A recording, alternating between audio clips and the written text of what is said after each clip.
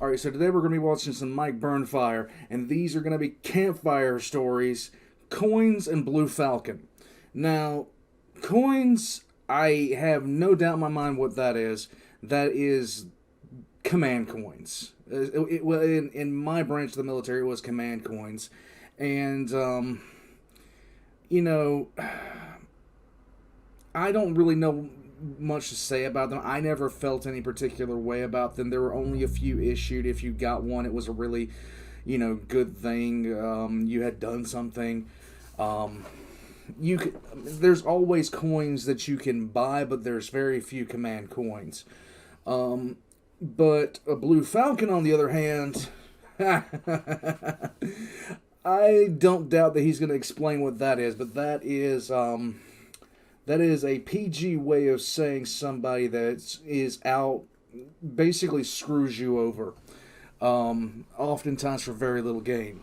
This was requested by the Loyal Cavalier, and there's so many people that wanted to see this, I'm not even going to really go through all the names. I'll just go through a few real quick. The Ancient Enclave Operator, Okairo, Lord Boss Graka, let's see, Gamer Gabi, the Rogue Crotolid, Lazarus DW, Iron Keto, and the Unknown Knight. So, we're going to get into this. This was requested on Discord through the Request for Reaction channel. If you guys want to see something, go in there, post it. If enough people like it, maybe I'll be able to take a look at it. And good God, you guys took it very seriously when I said to post stuff in Discord because it is flooded. I will never get to all this. In any case, but there's a lot of cool stuff in here. I mean, there's a lot of cool stuff in here. Well, first of all, there's, of course, the Maxer video, which I plan on getting to as soon as I possibly can. Seth Zinach videos, you guys have told me to watch him because he apparently does funny video reviews. There's so much stuff in here that I've been wanting to get to, but stuff has been, essentially coming in the way. One that is really cool that was requested by Ronnie is Almay's 40k chainsword. I want to see that badly. Then there's Shadiversity, who the Power Claw of Warhammer 40k, which is cool. A Baltimore video requested by Cursed Knight. There's so much stuff in here, it's literally boggling my mind. And then one that I can't wait to see because it has two of my favorite characters on the screen, like basically on the screen cap right there. On one side we have Commissar Yarrick, and then on the other side we have Lotara Sarin. And it's 5 insane human characters that make Space Marines look pathetic by Major Kill. I want to see that. I might be able to watch that tonight. I don't know.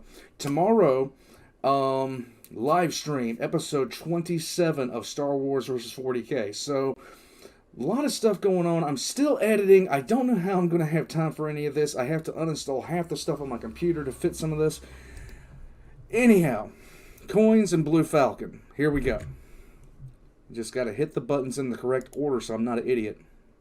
Coins for the military. Oh, challenge coins. Yeah, challenge coins. Oh, okay. You're familiar with the concept of those? I never went to the bars, so I never challenged or got challenged. No, but They're commemorative. they're commemorative, and sometimes people will get them for different things. Like, someone in our unit got one for helping get a Humvee repaired faster. Did you ever use them for any purpose? Because there are some Marines who would get a challenge coin and go, oh boy! And the boot would go into a bar and see another Marine, slap down his challenge coin, I challenge you! Which is and stupid. And the other Marine would say, no. Get out of here, boot. Stop being stupid. Yeah, only like super motivated people in the army do that. Yeah. Yeah, it's pretty much the same thing. It's, Private, what the fuck are you doing? Yeah. Here's a new challenge. Get out of my face. Yeah, here's your challenge. See, we didn't do this. We didn't do this. This is a different topic to me altogether. Coins in my branch were just there. You got one, cool. You apparently did something good. And they didn't care enough to give you, like, I don't know, even a common, like a comm, or even a letter, which is common. Go away. Drink this jug of antifreeze. Eat these Tide Pods! I only got 2 coins the entire time I was in the military. One I got from being in everybody in our unit got them. Mm-hmm. It was just the 10th Mountain Division coin. The other one I got, I'm very pleased with myself for. at Fort Polk, there is a unit that is the 509th Airborne Division. And 509th Airborne Division is known because they are OPFOR, which is opposing force. They are the bad guys in Fort Polk. The badass guy? No, they're the bad guys. Okay, OPFOR is so much fun to like literally play as if you're allowed to enjoy being the opposing force. I got to do it 2 times during war games, and both the first time was astronomically hilarious. It was the only time I enjoyed like really being out to sea, like was looking forward to the next day of the random bullshit that we would do. The other time I absolutely hate it because it was so boring. They pretend to be the enemy at Fort Polk. Oh, they So pretend. if you go to Fort Polk and you're in the Joint Readiness Training Center, JRTC, in the middle of the woods, shooting at a bunch of guys wearing weird olive green uniforms, that is 509th Infantry Battalion. They're airborne qualified. They live and breathe to just piss off the rest of the military. That's what And you do. I absolutely love them. They make your life difficult. Why do you like that? Because they made life difficult for everybody else, not me. Most of the time, the rifles that the M4s or M16s that they have, they rarely actually shoot live ammo through them. Most of the time, they just fire blanks through them. Because that's most of what they're doing, is just pissing off the rest of the army and making battalion commanders rip out their hair and go, "Oh, those bastards!" Because they can just be absolutely infuriating. They have whole trench and tunnel systems dug all over the place in JRTC that they'll just pop up out of nowhere. I was at work one day, and one of the guys from 509th came in. Apparently, they did not have a battalion armor for 509. And he's like, "I have got 500 M4s that I need to get gauged. They have not done weapon gauging on them in a long time. And we actually have a range that we're supposed to be going to coming up. And I need these to get gauged." Yeah. I was like, "Okay, it'll be a pain in the ass, but I mean, I can do it. Sure." So he brought all of his M16. He brought like 3 or 4 shopping carts. I don't know where he got shopping carts from. Brought like 3 or 4 shopping carts down that were just filled with M4s. Some of them were kind of dirty, but it was, it wasn't a big deal. It didn't take me that long to gauge an M4. So you knocked them out pretty quickly. So yeah, I knocked it out pretty quickly. It took me like a couple hours, but I got them all done, wrote them all up on paperwork. Like, weapon gauging was done at this point. Such and such ones were found out of spec. Replaced the parts that were found out of spec. Yada yada yada. Thanks, you helped me out so much. This is great. I needed to get this done, and I didn't have any way to do it. I really appreciate it. Yeah, no problem, man. Whatever. So I helped him out, and it's like I could have told him to pound sand, and it wouldn't have mattered. He's not affiliated with my unit. He's not affiliated with a unit that I'm supporting in any way. You didn't have to help him, but No. you felt an obligation because you're a human being. Probably not. Well, he asked nicely. Oh, There okay. you go. Yeah. He was like, "Thanks, man. Next time you're out at JRTC, we'll make sure that you don't. We'll try not to shoot at you." So many people forget the fact that if you just ask people politely to do things and you're a decent human being to people when you're asking them to do things, most times they'll get stuff done for you.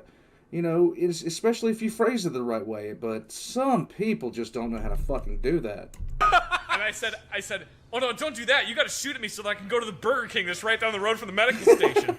So, next day I'm at work. The lieutenant colonel for 509th Infantry Battalion came down to my shop and gave me the 509th Infantry coin Nice. as a way of thanking Nice. me on behalf of the 509th Infantry Battalion. I present you with this coin. He gave me the coin, and so then I jokingly told people that I got the 509th Infantry coin for aiding and abetting the enemy. I got a coin from 509th, something that very, very few people outside of 509th are going to get one of those coins for. Mm-hmm. I was very pleased with that one. It's surprising how certain ribbons hold different levels of value to the soldier or Marine. Wasn't it Napoleon Bonaparte said men will fight and die for a little piece of colored ribbon? Yes. You and I both got the National Defense Ribbon. We don't care. You pretty much get that Yeah. for signing up. You get it for graduating basic training. Pretty much. You got your Iraq Service Medal, which I guess holds a little bit more value. No, it doesn't really matter. It shows that I was in Iraq. I got a good behavior ribbon, so I spent 3 or 4 years without getting into a drunken brawl or punching my Congratulations. commanding officer. Yep. I think the award that means the most to me is the Expert Marksman Award that I received in boot camp. Because I was in basic training for 3 months in California, and it only rained one day while I was there. On rifle qualification. Perfect. So I'm trying to aim at this target 500 yards down the range while I'm being pelted in the face by this ice-cold rain. Nice. And I hit Expert Marksman. I hit my shots that day. He's not wrong about medals. The one medal that I got that really stood out to me was the Naval Achievement Medal. I got that, and if you were in supply medals just drove me nuts, because when we had an award ceremony, supply would literally get thrown medals at them. It was like candy to them. And in supply, the only thing you had to do to get a medal was to actually just do the basic functions of your job. I mean, to just do the basic functions of your job, and don't punch anybody in the face, and you get medals. And that drove me crazy, because you'd have guys in supply with 2, 3, 4 NAMs just for restocking the soda machine, and yet here I am, having to deal with equipment failures and all this other kind of stuff, and trying to pass inspection and doing everything that I did while I was out there, stuff that I didn't have to do but did anyway. Just all the stuff that you would go through, and then you'd go to an award ceremony, and supplies getting 6, 7, they'd have 6, 7 naval achievement medals get tossed out for people for doing the basic functions of their job. And when I finally got a NAM, I was sitting there at one point. I was we would joke around with each other, what do we have to do if we're not in supply to get a NAM? We literally have to stop Thanos from snapping his fingers. At that point, that's what you have to do. You have to be in 300 holding Thermopylae, and if you're the last one to fall and you manage to flip off the enemy while you're falling, then you get a NAM. But if you're in supply, you restock the chips. Here's a NAM. My NAM is my favorite medal. Anyway, shutting up. The thing that stood out to me was that the range officer handed me an Expert Marksmanship medal that he had on him. I didn't have to buy mine like everybody else. He just randomly gave it to me for doing That's this. really cool. Yeah. It's one of my... I don't have very many fond memories of boot camp. Nobody does. But that one stands out to me. Nobody has fond memories of boot camp. You're in this... it just literally sucks. It sucks sideways. It's just boring. Everybody has boot camp stories anyhow. While I was in basic training, we came back from one of the ranges, one of the longer ones. Spent 4 days out in the field. We'd done a bunch of shooting with our M16s, stuff like that. I sat down on the floor, and I took my M16 apart, and I started Everybody has it. a boot story. And I was like, it's got to be clean. I'm going to have to turn it in eventually, so I'm going to clean it, because I just fired a bunch of rounds through it and a bunch of blanks through it. You were preemptively cleaning it because you knew you'd have to turn it in. Also, we had come back. The drill sergeants had said, okay, well, get your stuff cleaned up, get your stuff taken care of, get laundry ready to go out, do whatever. Do stuff. Be productive. So I'm sitting on the floor cleaning my M16. I suddenly realized that I couldn't hear anything. And I looked up, and I realized that it wasn't because my hearing had gone away. It was because everybody had fallen asleep. And I'm kind of struggling to stay awake, but it's I'm busying myself with cleaning my M16, and also, it's a burst fire gun, so of course I'm excited about any time I get to do anything with it. I'd never handled an AR-15 before I went into the military, or an M16, so I was just excited anytime I got to do anything with this gun. Your excitement for having an assault weapon in your hands was fighting your exhaustion. Yeah, so I was diligently cleaning this thing, and I realized everybody's asleep. Right as I realize this, I look up, and one of the drill sergeants walks into the bay. And the moment a drill sergeant walks into the bay, the first person to see them is supposed to jump up, stand at parade rest, and yell, "At ease," and then everybody has to jump and stand on the line. I'm about to jump up, and he looks at me and points. It says really quietly, "Don't Don't you say another fucking word. And I immediately shit my pants because I am terrified now.